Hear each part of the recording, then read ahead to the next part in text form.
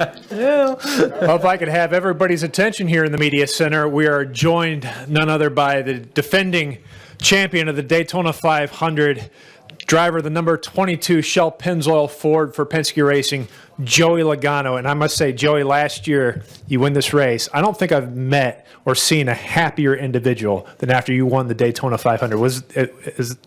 Is there a few I was things pretty that pumped topped up. it? Yeah, I'd say you're it's a pumped. good point. I was pretty fired up after that one. It was obviously Daytona 500. It all kind of comes back to even sitting up here after the race and coming here having your media availability, and all of it comes back to your mind, and you remember what it was all about. And it's such a special day, and the way to make it better is do it again. Very good. We're going to open the floor up to questions. If you have a question for Joey, raise your hand. We'll start over here with Al, and we'll work our way around. I'm still eating popcorn. Al Pierce at Auto Week. That's what you guys do in here all day. Yeah, eat popcorn. Just kidding. Believe it or not, there are people in the world who wonder why would a driver who's about to run a 36-race championship season, why would you want to run, and I understand, but they say, why do these guys want to run a non-points race on a Saturday night that doesn't really mean a lot? What will you learn tomorrow night, and why do you run races that you don't have to run? Because I want to. I mean, it's as simple as it is. We're racers. We want to race. This has been a long off season for us. You know, it's been. I haven't been in a race car since Homestead, so I didn't even sleep much last night because I was just excited about coming down here to get in a race car because I love what I do, and it's a privilege to drive a race car. So the fact that we get to run an extra race or two throughout the year, heck yeah, I'm in. You know, and like any racer, we want to jump in a go-kart to race, and why do we do that? Well, it's just for fun, you know. And at least this is you racing against the best stock car racers in the world, and on an amazing stage here in front of a lot of great fans, and with our cool trophy at the end. So that's plenty of reason for me. We're going to go to George Diaz and up here to Lewis. Yeah, Joey, way in the back here. In reference to Tony's injury, and you touched upon wanting to race as much as you can, do you place any restrictions on yourself, or does Mr. Penske place any restrictions on you, not only with the off season in terms of what you can do in terms of recreational activities that may get a little crazy? You know, it's a tough question, and it's a question you ask yourself every day, whether there's restrictions on you or not, whether you can go race other cars or not. And you ask yourself, is this worth it? Or should I be doing this? And it could be something as simple as what you're doing at the gym. Is this something that can hurt me moving forward and going this close to the season? And you just you got to weigh it all out, and it's not easy to do that. You think about it a lot of different ways, and you got to live too. You can't just live in a bubble. So it's a tough question, but you got to use your best judgment. It's risk versus reward, just like we use you do that in everything in life, just like we do on the racetrack. You got to think about what you're doing and what the reward of taking that risk is. Do you do anything? I'm sorry. As a follow-up, do you do anything that would be that kind of on the edge a little bit in the Try not to. I don't think I do, but you never know. You can get hurt walking across the street. I can twist my ankle walking to the garage here in a minute. So, anything can happen. But like I said, you just got to be smart about it. And just and I'm not saying what Tony did was right or wrong or whatever happened. Is I don't even really know how it happened, but it's tough. You know what I mean? It's a tough thing to figure out. Is driving a side by side or a four wheeler okay, or is jumping it not okay? You know what I mean? Like what is the line? What do we do? Is up to everyone's opinion. We'll go to Lewis, then the Jim, then the Bob, and then the Brand. Louis Frank of Reuters over here. You spoke about remembering what a great time you had last year here in Daytona. But putting 2014 and 15 in perspective, and apologies in advance for bringing up Homestead 2014 and Martinsville, how do you use that? Do you use it as a motivational tool? Do you just say forget about it or something else? We're motivated, man. I tell you, this has been, last 2 years have been career seasons for me. I feel like we've had 2 championship seasons without a trophy. So we have a lot of confidence. We know what it takes to win this whole thing. We've been right on that edge. And arguably, with most wins last year, we should have been there. But it's just that's the way the format is. That's the way we play this race, and it just is what it is.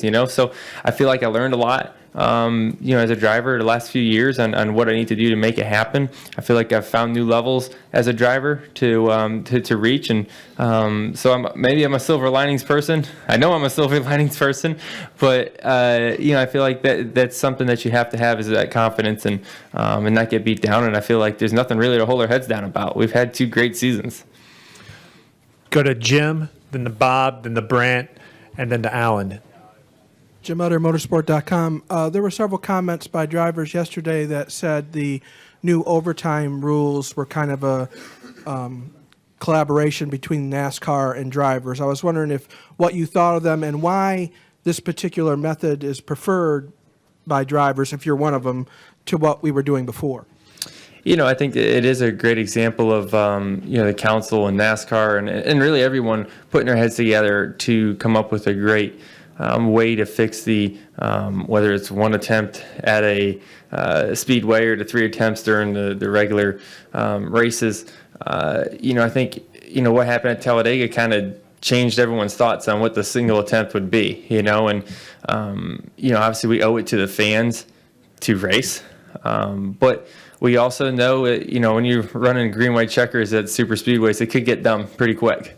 It could get to the fact, you don't want cars flying up in the stands. We don't want big crashes. That's not what we come to do. We come to race and win races, and we want to definitely put on a great race for everybody watching it. And I think the way we've seen Talladega finish isn't the way. It was okay for me as we won, but it really wasn't the way I think everyone expected the single attempt to play out. And I think when you put this line down the backstretch, wherever it's at, I haven't seen it out there yet.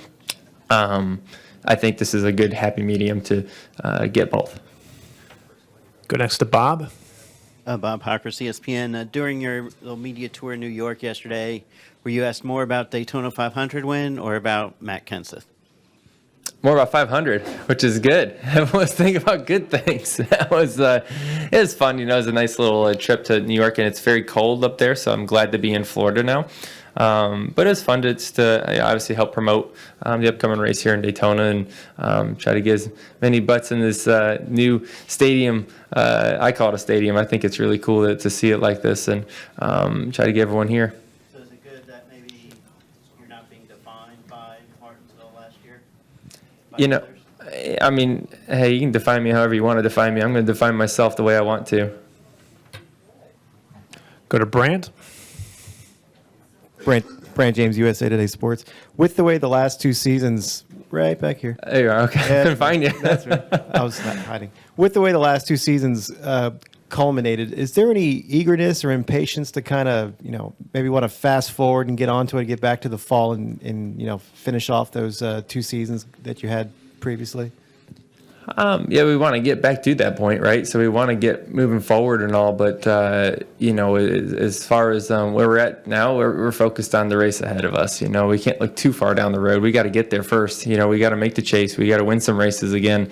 We're starting back at 0, so there's no guarantees we have a season like we did last year. We hope we have a better season than we did last year, but I don't see any reasons why we shouldn't. But the fact of the matter is we're all at 0 right now, and we have to go through all these races to get there. Next to Alan, and then we'll finish up with Lee. Alan Kalana, Fox Sports. You touched on the motivation, but when you come off an awesome year like you had last year, do you talk about it in the shop about we can't be complacent, we can't rest on our laurels? Is that a worry, and how do you go forward when you know you have a good team but probably need to improve still? This guy, Roger Penske, he keeps you from being complacent. I can promise you that. He's a motivator. He pushes you forward, and he really doesn't have to say anything to push you forward. You just you feel it, right? We just had our 50th anniversary at Team Penske, and we had our big party to get together with a lot of guys that used to work there and drivers, and it's just an amazing night. And you see these highlight videos of how many races they've won and all these different forms of motorsports, and to be part of it was motivating to me that I want to add to this. It's far from done, and it's an honor to drive for him. It's not easy to drive for him, and I wouldn't expect it to be. He expects us to go out there and perform. He made it clear to us over the offseason, yes, we had a great year. No, we did not achieve our ultimate goal. And, so we'll give it another shot. We'll finish up here with Lee. Lee Spencer, motorsport.com. Can you just discuss some of the highlights out of the safety meeting and what your takeaway was from it? My takeaway is NASCAR is still working on safety, which is great. As a driver, that's what you want to see, right? And they're still crashing cars and working on a lot of different things right now. A lot of talk was about seat angle, obviously about the crash with the 29 truck in Las Vegas when he had a compression fracture. We want to make sure that we, obviously understand why that happened and keep it from happening again, right? So a lot of different things with seat angle and where your legs are and foot boxes, and they're trying a lot of different things to keep intrusion of other cars in, and so they're testing things. They're trying a lot of new things, and obviously you got to get to the bottom of it and really understand everything in these new parts and keep testing them before they implement them into our race cars, but making good progress on all that. So it's good to see that, and kind of run through everything and a lot of the other nuts and bolts stuff. Good, Joey. Well, I appreciate you taking the time to join us today, and good luck this weekend and next. All right, sounds great. Thanks, guys.